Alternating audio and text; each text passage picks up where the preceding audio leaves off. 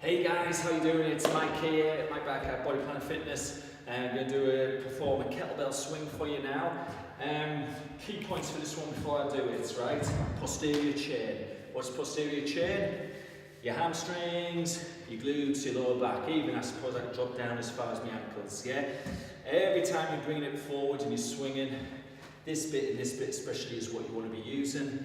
This bit you don't, okay? This is probably the biggest muscle group in your body, so what's the point when doing an exercise like this if you're using tiny muscles here in your back a lot more than you're using this bone muscle here, okay? So, how do you do it?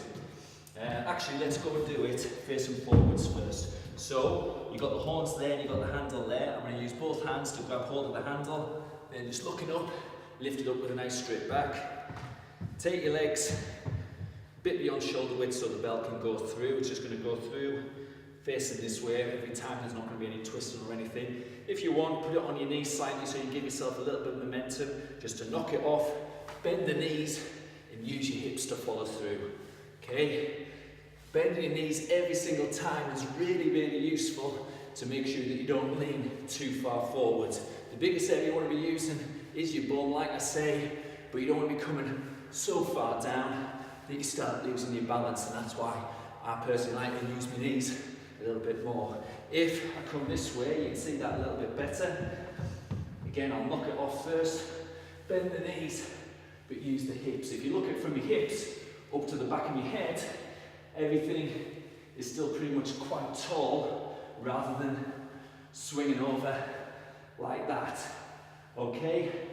If you try both of those, you'll see how the second one, I'm using my back, or you're going to feel like you're using your back a lot more than you're using your bum muscles. So without picking this up again, if I go through it nice and slow, swing it through your legs, bend the knees, sit back into it, so you're using your bum, but still got your shoulders just slightly back in your knees, there or thereabouts, okay? You're going to feel a lot stronger there, and then follow through with your hips. If you want to get your shoulders involved a little bit more, those ones I was doing, I was just using my lower part, my posterior chain, to get the power to lift it up like that. And if I want to, I'm going to start using my upper body to lift it up a bit more. That means the higher I'm lifting, as soon as it comes down, it's really pulling on these muscles all the way around here. So I've got to work that a little bit harder just to keep a nice straight back rather than coming down so much that it's creating so much force that I'm also like that. You know, I'm looking through the back of my legs and I'm wondering what am I doing down here, okay? Keep it nice and straight, make sure you're finishing that position, okay? That's the key points with the kettlebell swing. See you again for a few more exercises in a bit.